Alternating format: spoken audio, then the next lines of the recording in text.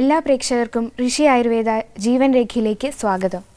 പ്രമേഹം എന്നത് നമുക്കെല്ലാം അറിയാവുന്നതുപോലെ ഒരു ജീവിതശൈലി രോഗമാണ്. ലോക ജനസംഖ്യയിൽ ഏറ്റവും കൂടുതൽ ആളുകൾ ഇന്ന് പ്രമേഹ രോഗികളാണ്.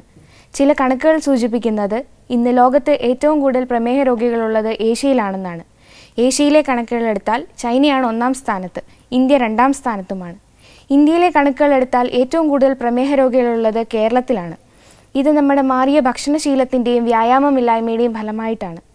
ഇന്ന് പ്രമേഹത്തെക്കുറിച്ചും അനുബന്ധ രോഗങ്ങളെക്കുറിച്ചുമുള്ള നമ്മുടെ സംശയങ്ങൾക്ക് മറുപടി നൽകാനായിട്ട് ഇന്ന് നമ്മോടൊപ്പം ഉള്ളത് Rishi Ayurveda hospital and research സെൻ്ററിൻ്റെ മാനേജിംഗ് ഡയറക്ടർ ഡോക്ടർ NK സെബാസ്റ്റ്യനാണ്.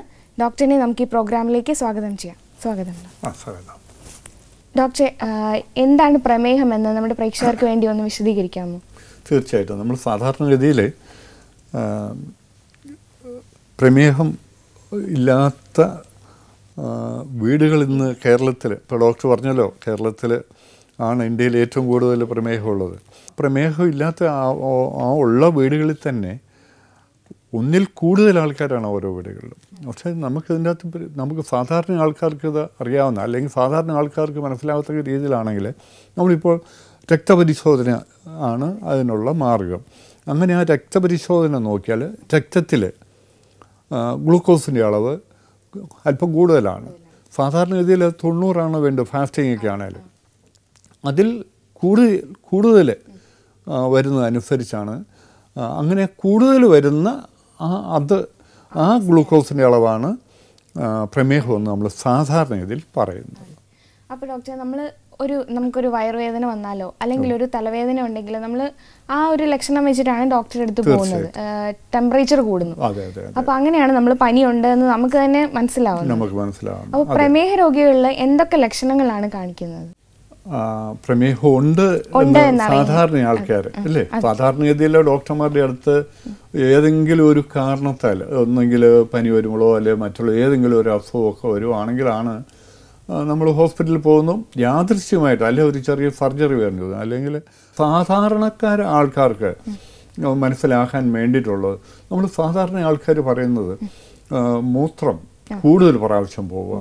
സാധാരണഗതി പ്രത്യേകിച്ച് രാത്രിയിൽ 3, 4, 5 പ്രാവശ്യമൊക്കെ മൂത്രം പോകുന്ന ഒരു സ്ഥിതിയുണ്ട്. അതുപോലെ തന്നെ മൂത്രം ഒഴിക്കുമ്പോൾ പതഞ്ഞു വരിക, ക്ലോസറ്റിലാണേലും പുറത്താണേലും മൂത്രം ഒഴിക്കുമ്പോഴത്തേനും പ്രമേഹ രോഗികൾക്ക് ഷുഗർ കൂടുതലുണ്ടെങ്കിൽ അത് പതഞ്ഞു വരിക. സാധാരണഗതിയിൽ ഒരാൾ രാത്രിയിൽ ഉറക്കത്തിൽ 1 പ്രാവശ്യം, അത് സ്വാഭാവികമാണ്. രാത്രി കിടക്കാൻ നേരത്തൊന്ന് മൂത്രം ഒഴിച്ചാൽ പിന്നെ എണീക്കുമ്പോഴാണ് ഒന്ന് മൂത്രം ഒഴിക്കുന്നത്. അഥവാ വന്നാൽ തന്നെ ഒന്നുകൂടെ മൂത്രം ഒഴിക്കും, അതേ ഉള്ളൂ. അതിൽ കൂടുതൽ വന്നു കഴിഞ്ഞാൽ തീർച്ചയായിട്ടും നമ്മൾ പ്രമേഹം ഉണ്ടെന്നൊന്ന് സംശയിക്കുന്നത്, ആ സംശയം നമുക്ക് ഡോക്ടറോട് പറയാവുന്നതാണ്. രണ്ടാമത്, കൂടുതൽ ദാഹം, കണക്കിൽ കൂടുതൽ ദാഹവും. ഇടയ്ക്കിടയ്ക്ക് നമ്മളിപ്പോൾ വെള്ളം കുടിച്ചാലും, 1 ഗ്ലാസ് വെള്ളം ഇപ്പോൾ കുടിച്ചു കഴിഞ്ഞാൽ ഉടനെ തന്നെ അരമണിക്കൂർ കഴിയുന്നതിന് ഇപ്പുറം തന്നെ നമുക്ക് പിന്നെയും ദാഹിക്കുന്നതാണ്.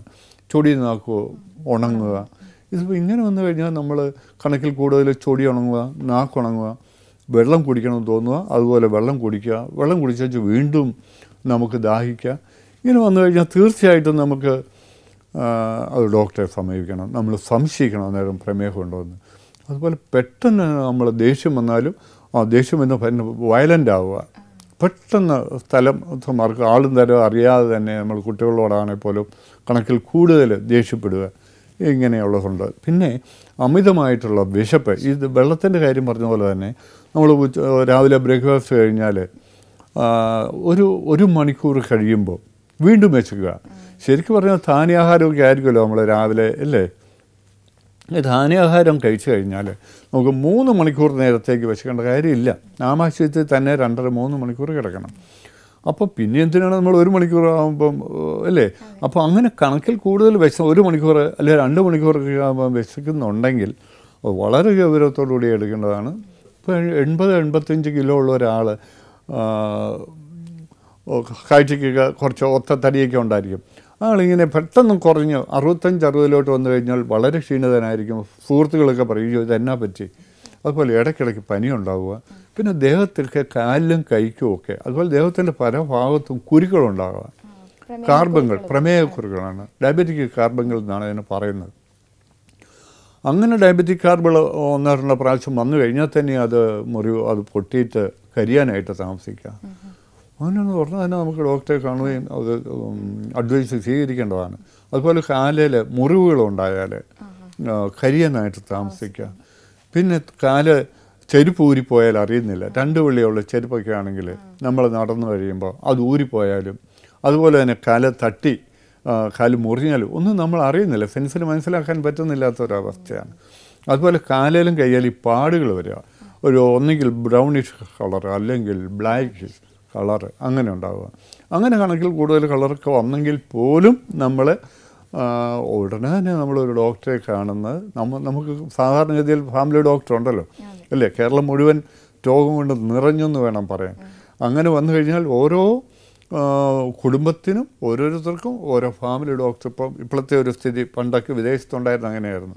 ഇപ്പം നമ്മൾ കേരളവും അങ്ങനെ വന്നിട്ടുണ്ട്. അപ്പോൾ തീർച്ചയായിട്ടും ആദ്യം നമ്മുടെ ഏറ്റവും അടുത്ത ഡോക്ടറെ കാണുന്നതും ഡോക്ടറോട് ഇങ്ങനെയുള്ള കാര്യങ്ങളൊക്കെ ഒന്ന് സൂചിപ്പിക്കാമെങ്കിൽ തീർച്ചയായിട്ടും അദ്ദേഹം ഇതിന് വേണ്ടിയിട്ടുള്ള ടെസ്റ്റിന് വേണ്ടിയിട്ട് അദ്ദേഹം പറയും. അങ്ങനെ ടെസ്റ്റ് ചെയ്ത് കഴിയുമ്പോഴത്തേക്കും നമുക്ക് മനസ്സിലാക്കാൻ പറ്റും നമ്മൾ പ്രമേഹ രോഗിയാണെന്നുള്ളത്. ഇതുപോലെയുള്ള ഒരുപാട് കാര്യങ്ങൾ നമുക്ക് പ്രമേഹം ഉണ്ടെന്നുള്ള അതിനുള്ള സിഗ്നൽസാണത്. അപ്പോൾ നമ്മൾ ലക്ഷണങ്ങൾ കണ്ടു. ലക്ഷണങ്ങൾ അനുസരിച്ച് നമ്മൾ ഡോക്ടറുടെ നിർദ്ദേശപ്രകാരം ടെസ്റ്റുകൾ ഡോക്ടർ പറഞ്ഞു. എന്തൊക്കെയാണ് രക്തപരിശോധനയിൽ ചെയ്യേണ്ട കാര്യം? ഡോക്ടർ ആദ്യം സാധാരണഗതിയിൽ ഏതെങ്കിലും ഒരു സമയത്തായിരിക്കും, ഫാസ്റ്റിംഗ് കഴിഞ്ഞിട്ടായിരിക്കും നമ്മൾ ഡോക്ടറെ അടുത്ത് ചെല്ലുന്നത്. അപ്പോൾ ജസ്റ്റ് നമ്മളൊന്ന് നോക്കുവാണെങ്കിൽ റാൻഡം ആയിരിക്കും. പിന്നെ ഡോക്ടർ കുറച്ചൊരു അവിടെ കിടത്തിക്കൊണ്ടിട്ട് ഒരല്പം കൂടുതൽ ഷുഗർ ഉണ്ടെന്ന് തോന്നുവാണെങ്കിൽ നമുക്കൊന്ന് IP ആയിക്ക് വേണ്ടിയിട്ട് തന്നെ ഡോക്ടേഴ്സ് ടെസ്റ്റ് ചെയ്യാറുണ്ട്, വളരെ വിശദമായിട്ടുള്ള സ്റ്റഡിക്ക് വേണ്ടിയിട്ട്. അതല്ല എങ്കിൽ ഡോക്ടർ കുറച്ച് കൊടുക്കും പുറത്തേക്ക്, അല്ലെങ്കിൽ ആ ഹോസ്പിറ്റലിൽ തന്നെ ചെയ്യാം. ബ്രേക്ക്ഫാസ്റ്റിന് മുൻപ്, അതിന് ഫാസ്റ്റിംഗ് എന്നാണ് പറയുന്നത്. പിന്നെ രണ്ടാമത് ആഹാരം കഴിഞ്ഞതിന് ശേഷം 2 മണിക്കൂർ കഴിഞ്ഞിട്ട് ബ്ലഡ് ടെസ്റ്റ് ചെയ്യുന്നതിനാണ് PPBS എന്ന് പറയുന്നത്. അങ്ങനെ PPBS എന്ന് പറഞ്ഞാൽ പോസ്റ്റ് പ്രാൻഡിയൽ ബ്ലഡ് ഷുഗർ എന്നാണ്. അപ്പോൾ അങ്ങനെ നോക്കിയാൽ അത് ആഹാരത്തിന് ശേഷം 2 മണിക്കൂർ കഴിഞ്ഞാണ് ആ ടെസ്റ്റ് വേണ്ടത്. അത് ഒന്നുകിൽ ഫാസ്റ്റിങ് നോക്കുമ്പോൾ തന്നെ നമുക്കറിയാം, അല്ലെങ്കിൽ PPBS നോക്കി കഴിയുമ്പോൾ തന്നെ നമുക്ക് ഏതാണ്ട് ഷുഗർ ലെവലിനെ പറ്റി നമുക്കറിയാം.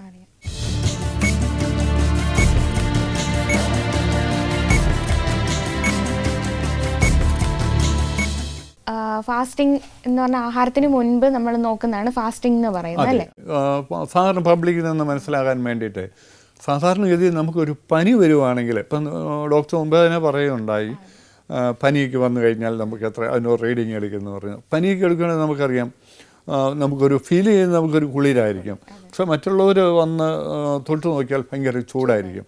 അങ്ങനെ കണക്കിൽ കൂടുതൽ ചൂടോ അവനവന് കണക്കിൽ കൂടുതൽ തണുപ്പോ കുളിരോ തോന്നിയാൽ നമ്മൾ ഉടനെ തെർമോമീറ്റർ വെച്ച് നോക്കും അല്ലേ? തെർമോമീറ്റർ നോക്കിക്കഴിഞ്ഞാൽ അതിൻ്റെ അകത്ത് നമുക്കറിയുന്ന പനി, അതിൻ്റെ നോർമൽ നമുക്കറിയുന്നത് 98.45 അങ്ങനെ വരും എന്ന് പറഞ്ഞതുപോലെ 98.4 മുകളിലോട്ടുണ്ട്, അല്ലെങ്കിൽ 99, 100, 110, അങ്ങനെ 101 അങ്ങനെയൊക്കെ ഉണ്ടെങ്കിൽ നമുക്ക് പനിയുണ്ടെന്നുള്ളതാണ്. എന്ന് പറഞ്ഞാൽ ബോഡിക്ക് നമുക്ക് ടെമ്പറേച്ചർ ഒരു നിശ്ചിത അളവുണ്ട്. അതിൽ കൂടുതൽ വന്നു കഴിയുമ്പോൾ അത് അതിൻ്റെ അകത്ത് ഗൗരവമായിട്ട് എടുക്കണം. അതിന് നമ്മൾ ഫീവർ അല്ലെങ്കിൽ പനി ഉണ്ടാകുന്നു എന്ന് പറയുന്നു, ഡോക്ടറെ കാണുന്നു, അല്ല ഡോക്ടറുടെ അടുത്ത് ചെന്ന് കഴിയുമ്പോൾ നോക്കി കഴിയുമ്പോൾ മനസ്സിലാക്കുന്നു. ഇതുപോലെ തന്നെ നമ്മുടെ മനുഷ്യ ശരീരത്തിൽ രക്തത്തിൽ ഗ്ലൂക്കോസിൻ്റെ അളവ് ഒരു ക്ലിപ്തമായിട്ടുണ്ട്. ആഹാരത്തിന് മുൻപാണെങ്കിൽ അത് 90 ആയിരിക്കും, 90 ആഹാരത്തിന് മുൻപ് ചെയ്യുവാണെങ്കിൽ. ബ്രേക്ക്ഫാസ്റ്റ് അല്ലേ, ബിഫോർ ബ്രേക്ക്ഫാസ്റ്റാണ്. ബ്രേക്ക്ഫാസ്റ്റ് എന്ന് പറഞ്ഞാൽ എന്താണ്? രാത്രി മുഴുവൻ നമ്മൾ വ്രതമാണ് അല്ലേ, ഫാസ്റ്റിംഗ് ആണ്. ആ ഫാസ്റ്റിങ്ങിനെ ബ്രേക്ക് ചെയ്യുമ്പോഴാണ്, നിർത്തുക, മുറിക്കുക അല്ലേ, ഫാസ്റ്റിങ്ങിനെ നമ്മൾ മുറിക്കുക. അപ്പോൾ അതിനെ ബ്രേക്ക് ചെയ്യുമ്പോഴാണ്, അതിനാണ് നമ്മൾ ബ്രേക്ക്ഫാസ്റ്റ് എന്ന് പറയുന്നത്. ഈ ബ്രേക്ക്ഫാസ്റ്റിന് മുൻപ് ബ്ലഡ് ടെസ്റ്റ് ചെയ്യുന്നതിനാണ് ഫാസ്റ്റിംഗ് എന്ന് പറയുന്നത്. അപ്പം 90 ശരിയായിട്ടുള്ള അളവെങ്കിലും നമുക്ക് ഏതാണ്ട് 70-നും 110-നും ഇടയ്ക്ക് നിന്നാലും ആ റേഞ്ച് കാണും. ഇപ്പം 90 താഴെ 80, 70 അങ്ങനെയൊക്കെ പോയി കഴിഞ്ഞാലും നമ്മളത് ഡോക്ടർ അത് വളരെ ഗൗരവമായിട്ട് എടുക്കുന്നതാണ്. 70-ലും അത് സാരമുള്ളതല്ല എങ്കിലും 70 അല്ലെങ്കിൽ 90 മുതൽ 110 വരെ ആണെങ്കിലും ഇടയ്ക്കിടയ്ക്ക് അത് കൂടുകയും കുറയുകയും ചെയ്യാം. അപ്പോൾ അതിൻ്റെ കാര്യം എന്നാൽ പോലും ഡോക്ടേഴ്സ് അത് വളരെ ഗൗരവമായിട്ട് എടുത്തിരിക്കും. നമ്മൾ സാധാരണഗതിയിൽ 90 ആണെങ്കിലും ഒരു 70-നും 110-നും ഇടയ്ക്കുള്ള ആ ഒരു ഇത് കഴിഞ്ഞു കഴിഞ്ഞാൽ ഇപ്പം 115, 120, 150 ഇതൊക്കെ വന്നു കഴിഞ്ഞാൽ തീർച്ചയായിട്ടും നമ്മൾ ഒട്ടും അതിന് സാവകാശം കാണേണ്ട കാര്യമില്ല. അത് വളരെ ഗൗരവമായിട്ട് തന്നെ എടുക്കേണ്ടതാണ്, നമ്മൾ ഡോക്ടറെ കാണും. എന്നാൽ PPBS നമ്മൾ പറഞ്ഞു, പോസ്റ്റ് ബ്രാൻഡിയൽ ബ്ലഡ് ഷുഗർ, ആഹാരത്തിന് ശേഷം 2 മണിക്കൂർ കഴിഞ്ഞിട്ടുള്ളത്, അതിൻ്റെ നോർമൽ വാല്യൂ വേണ്ടത് 125, 130 വേണ്ടത്. അപ്പോൾ അത് കറക്റ്റായിട്ട് വേണ്ടത് അതാണ്. നല്ല ആരോഗ്യമുള്ളവരാണ്, ഷുഗറൊന്നുമില്ല, നോർമലായിട്ടുള്ളതാണ് ഒരു 125 അല്ലെങ്കിൽ 130 ഇടയ്ക്ക് വരും. ഇപ്പോൾ റാൻഡം ബ്ലഡ് ഷുഗർ എന്ന് പറയുന്നത് അതിനൊരു ആധികാരികത ഉണ്ടോ? തീർച്ചയായിട്ടും ഉണ്ട്. നമ്മളിപ്പോൾ ഹോസ്പിറ്റലിൽ ചെന്നു ഇല്ലേ, അപ്പോൾ അതും അല്ലെങ്കിൽ നമ്മൾ യാത്രയുടെ ഇടയ്ക്കാണ്, നമുക്ക് എന്തെങ്കിലും ഒരു തലയുറ്റൽ അല്ലെങ്കിൽ ഒരു ക്ഷീണം, തലകർക്കോ, ദേഹം മുഴുവൻ വേർത്തു, അപ്പോൾ ആ സമയത്ത് നമുക്ക് ഷുഗർ നോക്കിയാൽ അതാണ് നമ്മൾ സാധാരണഗതിയിൽ റാൻഡം എന്ന് പറയുന്നത്. റാൻഡം എപ്പോഴും നമുക്ക് ഏത് സമയത്തും രക്തപരിശോധന നടത്തുന്നതിനാണ് അത് പറയുന്നത്. അതെ. അപ്പം നമ്മളിപ്പോൾ ടെസ്റ്റുകൾ പറഞ്ഞു, എന്തൊക്കെ ടെസ്റ്റുകളാണ് ചെയ്യേണ്ടതെന്ന് പറഞ്ഞു. അപ്പോൾ ഡോക്ടർ, ഇതല്ലാതെ ഒരു 3 മാസത്തെ ഒരു ആവറേജ് അങ്ങനെ ഒരു നോക്കാൻ പറ്റുന്ന ഒരു ടെസ്റ്റിനെ കുറിച്ച്? തീർച്ചയായിട്ടും ഉണ്ട്. അത് HbA1c എന്നാണ് പറയുന്നത്. ഇന്നിപ്പം കേരളത്തിൽ അത് സർവ്വസാധാരണമായിട്ട് അത് നോക്കാനുള്ള സൗകര്യങ്ങളുണ്ട്, ആൾക്കാർ നോക്കാറുണ്ട്. ഈ അടുത്ത കാലത്ത് വരെ എനിക്ക് തോന്നുന്നത് വിദേശത്തുണ്ടായിരുന്ന ആൾക്കാരും ഡോക്ടർമാരുമാണ് അത് കൂടുതൽ ചെയ്തുകൊണ്ടിരുന്നത്. ഇന്നിപ്പോൾ സർവ്വസാധാരണമായിട്ട് നമുക്ക് ഈ ടെസ്റ്റ് വന്നിട്ടുണ്ട്, HbA1c എന്നുള്ളത്. ഇത് ടെസ്റ്റ് ചെയ്യുന്നത് 3 മാസത്തിൽ ഒന്നാണ്. 3 മാസത്തിൽ ഒരിക്കൽ ചെയ്താൽ മതി.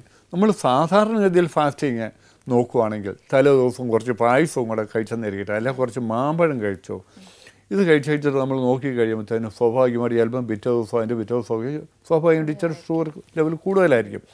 അപ്പോൾ ഷുഗർ ഒത്തിരി കൂടിയില്ലോ ഒന്നും കൊണ്ട് നമ്മൾ ഒത്തിരി വിഷമിക്കേണ്ട കാര്യമില്ല. അതുപോലെ തന്നെ PPBS നോക്കുക. രാവിലെ നമ്മൾ കുറച്ച് മധുരം കൂട്ടി എന്തെങ്കിലും ആഹാരമൊക്കെ കഴിച്ചാൽ നമ്മൾ PPBS നോക്കി കഴിയുമ്പോഴത്തേനും സ്വാഭാവികമായിട്ട് കൂടുതലുണ്ട്. ഇത് നമ്മൾ വളരെ കെയർ ചെയ്യണം, എങ്കിലും വളരെയധികം പേടിക്കേണ്ട കാര്യമില്ല. എന്നാൽ അത് അത്ര കറക്റ്റായിരിക്കണമെന്നില്ല. അത് രക്തത്തിലെ ആ സമയത്തെ ഗ്ലൂക്കോസിൻ്റെ നിലയാണ് നമുക്കറിയാൻ പറ്റുന്നത്. ഇന്ന് HbA1c ആണ് 3 മാസം ശരാശരിയുള്ളതാണ് നമുക്ക് കിട്ടുന്നത്.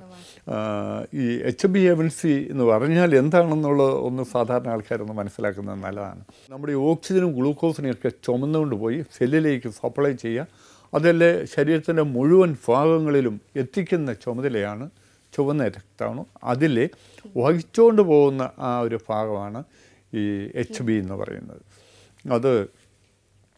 അതിന് ഉദാഹരണം പറഞ്ഞാൽ, നമ്മളിപ്പോൾ ഈ ടിപ്പർ ലോറി ഉണ്ടല്ലോ, മണ്ണും കല്ലും ഒക്കെ കൊണ്ടുപോയിട്ട് ഇങ്ങനെ മറിക്കുക ഇല്ലേ, അപ്പോൾ അതിൻ്റെ മുകളിലുള്ളൊരു ക്യാബിനുണ്ട് എന്ന് പറഞ്ഞ പോലെ ചുമന്ന ഈ രക്തമാണുമില്ലേ, അല്ലെ റെഡ് കോർപ്പസെൽസിനെ അതിൻ്റെ അകത്തെ ഹീമോഗ്ലോബിൻ എന്ന് പറയുന്നത് അതിൻ്റെ ക്യാബിൻ നമ്മളൊന്ന് സങ്കല്പിക്കുക. ആ ക്യാബിനകത്താണ് നമ്മൾ ഈ ഓക്സിജൻ കൊണ്ടുപോകുന്നതും നമ്മൾ ശ്വസിക്കുന്ന ഓക്സിജൻ അതാണ് കൊണ്ടുപോകുന്നത്. അതുപോലെ തന്നെ ഗ്ലൂക്കോസിനെ വഹിച്ചുകൊണ്ട് പോകുന്നതും തിരിച്ച് കാർബൺ ഡയോക്സൈഡിനെ കൂടെ പുറത്ത് തള്ളിക്കളയുന്നതൊക്കെ ഈ ചുവന്ന രക്താണുവിലെ ഈ ഹീമോഗ്ലോബിനാണ്, ഈ ലോറിയുടെ ക്യാബിൻ പോലെയുള്ള ഭാഗം. ഈ ആറ്റുമണലൊക്കെ കൊണ്ടുപോകുമ്പോൾ പോലീസുകാർ സ്റ്റഡി ചെയ്യുവാണെങ്കിൽ, കൈ നിർത്തിയ പരിശോധനയൊക്കെ ചെയ്യുവാണെങ്കിൽ അവർ നോക്കും ഇതും ആറ്റുമണലാണെന്ന് അവർ മനസ്സിലാക്കുന്നത് എങ്ങനെയാണ്, അതിൻ്റെ ആ ബോഡിയുടെ ആ പാർട്ടിലൊക്കെ നമുക്ക് ആ മണൽത്തരികൾ ഇങ്ങനെ പറ്റിപ്പിടിച്ചിരിക്കും ഇല്ലേ. ഇതുപോലെയാണ് ചുവന്ന രക്താണുവിലെ ഹീമോഗ്ലോബിൻ ആ ക്യാബിൻ നമ്മൾ നോക്കിയാൽ ഇതിൻ്റെ അകത്ത് എന്തുമാത്രം, ഏതാണ്ട് 3 മാസത്തിൻ്റെ ഇടയ്ക്കുള്ള സ്ഥിതി എന്തുമാത്രമാണ് ഇവൻ വഹിച്ചുകൊണ്ടിരുന്നത്, കൂടുതൽ ഗ്ലൂക്കോസ് ഉണ്ടായിരുന്നോ അല്ല തീരെ കുറവായിരുന്നോ എന്നുള്ളത് നമുക്ക് കറക്റ്റായിട്ട് കിട്ടും. അപ്പോൾ അതുകൊണ്ട് ഈ ഹീമോഗ്ലോബിൻ ഇപ്പോൾ ഈ സമയത്ത് ചോദിച്ചത് നന്നായി, ഇതിനെപ്പറ്റി ഒന്ന് വളരെ എക്സ്പ്ലെയിൻ ചെയ്യാനായിട്ട് സാധിച്ചത്. അപ്പോൾ അതുകൊണ്ട് തീർച്ചയായിട്ടും ഹീമോഗ്ലോബിൻ 3 മാസത്തിൽ കൂടുമ്പോൾ ഒന്ന് നമ്മൾ നോക്കുന്നതാണ്. സാധാരണഗതിയിലുള്ള ഫാസ്റ്റിങ് നമ്മൾ എല്ലാ ദിവസവും വളരെ കൂടുതൽ ഇൻസുലിനൊക്കെ എടുക്കുന്നവരാണെങ്കിൽ എല്ലാ ദിവസവും ടെസ്റ്റ് ചെയ്യുക, അല്ലെങ്കിൽ വീക്കിലി വൺസ് ആയാലും ടെസ്റ്റ് ചെയ്യുക. ഏതെങ്കിലും നല്ല വിശ്വാസമുള്ള ഒരു ലാബ് ആ ടെസ്റ്റ് ചെയ്യുകയാണെങ്കിൽ എന്നും നമ്മൾ ടെസ്റ്റ് ചെയ്യുന്ന ആ ലാബിൽ തന്നെയാണെങ്കിൽ തീർച്ചയായിട്ടും നല്ലതായിരിക്കും. അല്ലെങ്കിൽ ഈ സിറവൊക്കെ എടുത്തു കഴിയുമ്പോഴത്തേനും ചില ആൾക്കാർ പറയാറുണ്ട്, സംശയമുണ്ട് അവർക്ക്. ഇപ്പോൾ ഈ ലാബിൽ ടെസ്റ്റ് ചെയ്ത് കഴിഞ്ഞപ്പം ഒരു റീഡിങ് അടുത്ത 1 കിലോമീറ്റർ അപ്പുറത്തുള്ള ഒരു ലാബിൽ ടെസ്റ്റ് ചെയ്ത് കഴിഞ്ഞു വേറൊരു റീഡിങ്. ആ ഒരു വ്യത്യാസം ഒരേ സമയത്ത് തന്നെയാണ് എന്നിങ്ങനെ പറഞ്ഞിട്ടുണ്ട്. അതിനകത്ത് വ്യത്യാസം ഉണ്ടാകുന്നത് അതിൻ്റെ സിറം എടുക്കുന്നതിലുള്ള വ്യത്യാസമുണ്ട് ഒന്ന്, പിന്നെ അരമണിക്കൂർ കൊണ്ട് തന്നെ വന്നിരിക്കുന്ന വ്യത്യാസങ്ങൾ.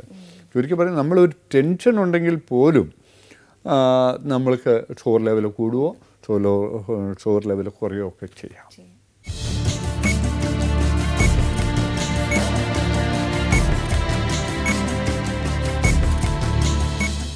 ഇപ്പോൾ ഡോക്ടർ നമ്മൾ ടെസ്റ്റുകൾ പറഞ്ഞു. അപ്പോൾ പ്രമേഹം എന്ന് എത്ര ടൈപ്സ് ഉണ്ട്, എത്ര തരമുണ്ട്? പ്രമേഹം പ്രധാനമായിട്ട് ടൈപ്പ് 1, ടൈപ്പ് 2 ഇതാണ്. Diabetic type 1 diabetic, type 2 diabetic എന്നാണ് സാധാരണ പറയുന്നത്. ഇത് കൂടാതെ ഈ ഗർഭിണികളായിട്ടിരിക്കുന്ന സമയത്ത് അങ്ങനെ ജസ്റ്റേഷണൽ ഡയബറ്റിക് എന്ന് പറയും, ആ ഒരു സമയത്തുണ്ടാകുന്ന അങ്ങനെ 3 തരത്തിലുണ്ട്. എങ്കിലും സാധാരണ ഈ ജസ്റ്റേഷണൽ ഡയബറ്റിക് ഗർഭാവസ്ഥയിലുണ്ടാകുന്ന ഡയബറ്റിക്കിന് ടൈപ്പ് 2 ആണ് സാധാരണഗതിയിൽ വരുന്നത്. അപ്പം പ്രധാനമായിട്ടും ഡയബറ്റിക് എന്ന് പറയുന്നത് 2 തരമാണ്. ടൈപ്പ് 1 എന്ന് പറഞ്ഞാൽ എന്താണെന്ന് ഒന്ന് വിശദീകരിക്കുക. തീർച്ചയായിട്ടും.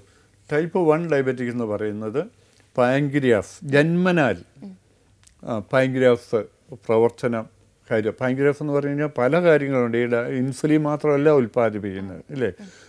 ഡിയോഡിനത്തിനോട്ട് വേണ്ട ജ്യൂസുകൾ അവിടുന്ന് തന്നെ അങ്ങോട്ടുള്ള തന്നെ പോകുന്നുണ്ട്. ഇതുപോലെയുള്ള ഒത്തിരി പ്രവർത്തനമുണ്ട് പാൻക്രിയാസിന്. ഈ ഇൻസുലിൻ നമുക്ക് ഉൽപ്പാദിപ്പിക്കേണ്ടത് അതിൻ്റെ ഒരു 1/3 ഭാഗം പാൻക്രിയാസ് ഏതാണ്ട് ഒരു അഗ്രഭാഗം വളരെ കൂർത്താണ് ഇരിക്കുന്നത്. നമ്മളൊരു കിഴങ്ങ് ചേമ്പൊക്കെ ഒരു കിഴങ്ങെടുത്ത് ഇതുപോലെ ഈ കൈയുടെയൊക്കെ ഒരു ഷേപ്പ് പോലെ ഒരു ഭാഗം തടിച്ചും മറ്റേ അഗ്രഭാഗം വളരെ കട്ടി കുറഞ്ഞു ഇരിക്കും. അപ്പോൾ അതിൻ്റെ ഒരു 1/3 ഭാഗം എടുത്താൽ അത് അതിന് ഐലറ്റ്സ് ഓഫ് ലാംഗർഹാൻസ് എന്നാണ് പറയുന്നത്. ആ പേര് വരാൻ കാരണം അത് കണ്ടുപിടിച്ചത്, ആ ഭാഗം ഇതിനെപ്പറ്റി കണ്ടുപിടിച്ച ആളുടെ പേരാണത്. ഐലറ്റ്സ് ഓഫ് ലാംഗർഹാൻസ് എന്ന് പറയുന്ന ആ അഗ്രഭാഗത്തിൽ അതിൻ്റെ എൻഡ് ഭാഗത്താണ് ഇൻസുലിൻ ഉൽപ്പാദിപ്പിക്കുന്ന ബീറ്റാ കോശം. ഈ ബീറ്റാ കോശത്ത് ആ മുകളാണ് നമുക്ക് ഇൻസുലിൻ ധാരാളമായിട്ട് നമുക്ക് തരുന്നത്. എന്നാൽ ടൈപ്പ് 1 ഡയബറ്റിക് പേഷ്യൻസിന് ജന്മനാൽ ഈ ബീറ്റാ കോശം പ്രവർത്തിക്കുന്നില്ല. അപ്പോൾ അതുകൊണ്ട് പൂർണ്ണമായിട്ടില്ലെങ്കിൽ ചില ആൾക്കാർക്ക് വളരെ കുറച്ച് ഒക്കെ ഉണ്ടാവും. എന്താണേലും അതിന് ഇൻസുലിൻ കുട്ടിക്ക് അല്ലെങ്കിൽ നമുക്ക് ഒരു പേഴ്സണ് ആവശ്യത്തിന് ഉൽപ്പാദിപ്പിക്കാൻ പറ്റാതെ വരുന്ന ആ ഒരവസ്ഥ, അതിനാണ് ടൈപ്പ് 1 ഡയബറ്റിക് എന്ന് പറയുന്നത്. അതാണ് ജുവനൈൽ ഡയബറ്റിക് എന്ന് പറയുന്നത്. അതാണ്. എന്നാലും ഈ ജുവനൈൽ ഡയബറ്റിക് എന്ന് പറയുന്നത് നമുക്ക് പൂർണ്ണമായിട്ട് അങ്ങനെ പറയാൻ പറ്റില്ല. കാരണം ടൈപ്പ് 1 ഡയബറ്റിക് സാധാരണ ഈയിടെ അടുത്ത കാലത്തൊക്കെ 27 വയസ്സ് 32 വയസ്സുള്ള അതുപോലെ തന്നെ 7ാം ക്ലാസ്സിൽ പഠിക്കുന്ന കുട്ടികൾക്ക് അതിനൊരു ടീനേജിലോട്ട് കയറി ഒരു 12-13 ഒക്കെ വയസ്സായ ആ ഒരു സമയങ്ങളിൽ ഈ ടൈപ്പ് 1 അതേ സിംറ്റംസ് കാണാൻ സാധിച്ചിട്ടുണ്ട്. ടൈപ്പ് 2 എന്ന് പറയുന്നത് നമ്മൾ സാധാരണ കണ്ടുവരുന്നത് ടൈപ്പ് 2 ആണല്ലോ, അല്ലേ? അതെ. ടൈപ്പ് 2 ഡയബറ്റിക് എന്ന് പറയുന്നത് നമുക്ക് ജീവിതശൈലി രോഗമാണ്. അതാണ് ശരിക്കും പറഞ്ഞാൽ അതൊരു നമുക്ക് ടൈപ്പ് 2 ഡയബറ്റിക് എന്ന് പറയുന്നത് നമുക്കൊരു അസുഖമാണെന്ന് നമുക്ക് പറയാൻ പറ്റില്ല. ഇന്ന അസുഖം ഇന്ന മരുന്ന് അങ്ങനെ നമുക്ക് പറയാൻ പറ്റില്ല. അത് അസുഖമല്ല എന്ന് തന്നെ വേണം ലോകം സയൻറ്റിസ്റ്റുകൾ പറയുന്നത്. നമ്മുടെ അനുഭവത്തിലും തീർച്ചയായിട്ട് അങ്ങനെ തന്നെയാണ്. അത് ഒന്ന് ഈ നമ്മൾ ഭക്ഷണം കണക്കിൽ കൂടുതലോ കുറവോ അതുപോലെ തന്നെ ഞാൻ പറയുന്നത് യൂറോപ്പിലുള്ള ഭക്ഷണമല്ല നമ്മുടെ ഇവിടെ ഇന്ത്യയിലോ കേരളത്തിലോ ചൈനയിലോ അല്ലെങ്കിൽ ഇന്ത്യയിൽ തന്നെ നാഗാലാൻഡിലോ ഒക്കെയുള്ള ഭക്ഷണമല്ല നമ്മൾ തീർച്ചയായിട്ടും ഇവിടെ കഴിക്കുന്നത്, ഇല്ലേ? പാമ്പിനെ കഴിക്കുന്ന ആൾക്കാരുണ്ട്, മത്സ്യമാംസാദികൾ ധാരാളമായിട്ട് കഴിക്കുന്ന രാജ്യങ്ങളുണ്ട്. നമ്മുടെ കേരളത്തിൽ ഭാരതത്തിൽ കൂടുതൽ വെജിറ്റേറിയനാണ്. അതുപോലെ ഞാൻ പറഞ്ഞത് ചുരുക്കം ഇതാണുള്ളൂ, നമ്മുടെ ഭക്ഷണം മറ്റുള്ളവരെ കണ്ട് ശീലിക്കുന്ന അവരുടെ ഭക്ഷണം നമ്മളിലേക്ക് ആക്കുക, നമ്മുടെ ഭക്ഷണം അതുപോലെ മറ്റ് അയലോക്കംകാരുടെ ഭക്ഷണം കഴിക്കുന്നത് നമ്മളാവുക, ചില സമുദായക്കാർ കൂടുതൽ കഴിക്കുന്ന അത് നമ്മൾ കഴിക്കുക. അത് ഞാൻ പറയുന്ന ഡയബറ്റിക് ടൈപ്പ് 2 ഡയബറ്റിക്കിൻ്റെ ഒരു കാരണമാണ്. പിന്നെ നമ്മുടെ വസ്ത്രധാരണം, നമ്മൾ വെയർ ചെയ്യുന്ന ഡ്രസ്സുകൾ, നമ്മുടെ ഇവിടെ ഇന്ന് ഈ ഫാൻസോ ഭയങ്കര കാര്യം പറഞ്ഞാൽ നല്ല സൗകര്യമാണ്, ഇല്ലേ? നമ്മുടെ ഭാരതത്തിൽ സ്ത്രീകളാണേലും ഈ ചുരിദാറല്ല, നമ്മൾ സാരിയാണ് ധരിക്കേണ്ടത്. അങ്ങനെ ആയിരുന്നു, ഇല്ലേ? അപ്പോൾ നമ്മുടെ ഡ്രസ്സ് വിദേശ രാജ്യങ്ങളിൽ ഇട്ടിരുന്ന, അതുപോലെ നമുക്കറിയാം സിസ്റ്റേഴ്സ്, റവറൻഡ് സിസ്റ്റേഴ്സ്, കന്യാസ്ത്രീകൾ, അച്ഛന്മാരൊക്കെ, അതൊക്കെ വേറെ ഓരോ രാജ്യങ്ങളിലുണ്ടായിരുന്ന ആ ഡ്രസ്സുകളാണ് നമുക്ക് ഇവിടെ വെയർ ചെയ്യുന്നത് അല്ലേ? അതെന്തിനാണ് ഇങ്ങനെയൊക്കെയുള്ള ഒരുപിടി കാര്യങ്ങൾ? അതുപോലെ തന്നെ എണീക്കുന്നത്, കിടക്കുന്നത്, ഇതെല്ലാത്തിനും വ്യത്യാസം വന്നു കഴിയുമ്പോൾ ദിനചര്യ, വ്യായാമം ഇല്ലായിരിക്കുക, അതുപോലെ നമ്മുടെ ജോലിയുടെ പ്രത്യേകത, ഇത് എല്ലാം നമുക്ക് ഈ പ്രമേഹം, ടൈപ്പ് 2 പ്രമേഹം വരാനുള്ള സാധ്യതയാണ്. വ്യായാമത്തിനൊക്കെ ഒരുപാട് പ്രസക്തിയുണ്ട് ടൈപ്പ് 2 പ്രമേഹം, യാതൊരു സംശയവുമില്ല. അതിപ്പം തന്നെ നമ്മുടെ പ്രധാനമന്ത്രിക്ക് പ്രത്യേകിച്ച് ഇല്ലേ, ലോകത്തിൻ്റെ ശ്രദ്ധ മുഴുവൻ പറ്റി നമ്മുടെ ഋഷിമാർ കണ്ടുപിടിച്ചിരുന്ന ആ യോഗാസനം ലോകത്തുള്ള മുഴുവൻ ജനം, ഈയിടെ ലോകത്തിലാദ്യമായിട്ടാണ് ഈ യോഗ ദിനം പോലെ ഉണ്ടാക്കാൻ അദ്ദേഹത്തിനെ കണ്ട് സാധിച്ചു. നമുക്കൊക്കെ ഭയങ്കര അഭിമാനമാണ് അല്ലേ? ലോകത്തിനെ മുഴുവനും ഒരു കുറച്ച് സമയത്തേക്ക് അല്ലെങ്കിൽ ഒരു ദിവസം മുഴുവൻ യോഗ പഠിപ്പിക്കുകയും ഇന്ത്യയിലുള്ള മന്ത്രിമാർ തന്നെ ഓരോ രാജ്യങ്ങളിൽ പോവുകയും അതിന് നേതൃത്വം കൊടുക്കുകയൊക്കെ ചെയ്യുന്നു പറയുന്നത് എന്തു നമുക്ക് അഭിമാനമാണെന്ന് ഓർക്കണം. അതെല്ലാം ഇന്ത്യയിൽ നിന്ന് പോയിരിക്കുന്നതാണ്. ഈ ജ്യോത്സ്യം, അതുപോലെ യോഗാസനം, ഇങ്ങനെയുള്ളത് മുഴുവൻ നമ്മുടെ ഇന്ത്യയിൽ നിന്ന് പോയതാണ്. ഇന്ത്യയിലെ മുനിമാർ കണ്ടുപിടിച്ചതാണ് എത്രയോ വർഷങ്ങൾക്ക് മുമ്പ്. അതിൻ്റെ പ്രത്യേകതയാണ് നമ്മൾ ഈ ലോകത്തിലെ ഈ സർജറി ഉണ്ടല്ലോ ഇല്ലേ, ഈ സർജറി മുഴുവൻ കണ്ടുപിടിച്ചത് നമ്മൾ സുശ്രുതനല്ലേ, നമ്മുടെ ഇന്ത്യയിലെ ഒരു മുനിയല്ലേ ആണ്. അതിപ്പം അതുപോലെ കണ്ണിൻ്റെ ഓപ്പറേഷൻ മുഴുവനും വിദേശികൾ പോലും ഇപ്പം സുശ്രുതൻ കണ്ടുപിടിച്ച കണ്ണിൻ്റെ ആ ഓപ്പറേഷന് വേണ്ടിയിട്ടുള്ള ആ സ്കെയിലേഴ്സാണ്. അതിനപ്പുറത്തോട്ട് ഇതുവരെയായിട്ട് ലോകത്ത് കണ്ടുപിടിക്കാൻ പറ്റിയിട്ടില്ല. ആ സ്കെയിലേഴ്സൊക്കെ അദ്ദേഹം അന്ന് ഉണ്ടാക്കിയിരുന്ന ആ സ്കെയിലേഴ്സ് ഓപ്പറേഷന് വേണ്ടിയിട്ടുണ്ടായിരുന്ന ഇതുവരെ ലോകത്തിൽ അതിന് വ്യത്യാസമായിട്ട് അതിലും കുറച്ചുകൂടെ മെച്ചമായിട്ട് ഉണ്ടാക്കാൻ പറ്റിയിട്ടില്ല. അപ്പോൾ അതുകൊണ്ട് ഇന്ത്യയിലെ ആ മുനിമാർ കണ്ടുപിടിച്ച ആ വിധം, ആ വിധികളാണ് യോഗയും എക്സസൈസും ഒക്കെ. നമ്മളത് വിദേശികളെ കണ്ട് നമ്മൾ അതൊക്കെ മറന്നുപോയി ഒട്ടും വ്യായാമമില്ലാത്ത ജീവിതക്രമവും നമ്മുടെ കാർന്നവന്മാരുടെ അല്ലെ നമ്മുടെ മുനിമാർ കണ്ടുപിടിച്ചതൊന്നും അവർ ശീലമാക്കാനൊന്നും വേണ്ടിയിട്ട് അവർ ശ്രമിക്കുന്നില്ലെന്നുള്ളതാണ്. അതാണ് നമ്മുടെ ഈ അടുത്ത കാലത്ത് വരെ ഇതിന് അധികമില്ലാതിരുന്ന ഈ പ്രമേഹം നമ്മളിലോട്ടൊക്കെ വരാൻ കാരണം അതാണ്. അതുപോലെ തന്നെ നമുക്ക് ഈ ബേക്കറി സാധനങ്ങളും അതുപോലെ ഉള്ള ഈ പാക്കറ്റിൽ വരുന്ന ഭക്ഷണ സാധനങ്ങളൊക്കെ ഒഴിവാക്കുകയൊക്കെ ചെയ്തു കഴിഞ്ഞാൽ നമുക്ക് തന്നെ ഈ പ്രമേഹം എന്ന് പറയുന്ന ഈ മാരകമായിട്ടുള്ള അല്ലെങ്കിൽ നിശബ്ദമായിട്ട് കൊലയാളി എന്ന് പറയുന്ന ഈ പ്രമേഹത്തിനെ നമുക്ക് ഇല്ലായ്മ ചെയ്യാൻ പറ്റും. പ്രമേഹത്തെക്കുറിച്ചും പ്രമേഹത്തിൻ്റെ ലക്ഷണങ്ങളെക്കുറിച്ചും നടത്തേണ്ട രക്തപരിശോധനകളെക്കുറിച്ചുമൊക്കെ ഡോക്ടർ നമുക്ക് വിശദമായി പറഞ്ഞു തന്നു. നിങ്ങളുടെ പ്രമേഹ സംബന്ധമായിട്ടുള്ള നിങ്ങളുടെ സംശയങ്ങൾക്ക് ഞങ്ങൾക്ക് മെയിൽ ചെയ്യുക. ഞങ്ങളുടെ മെയിൽ ID info@rishihospital.com. മറ്റൊരു എപ്പിസോഡിലൂടെ വീണ്ടും കാണുന്നതുവരെ നമസ്കാരം.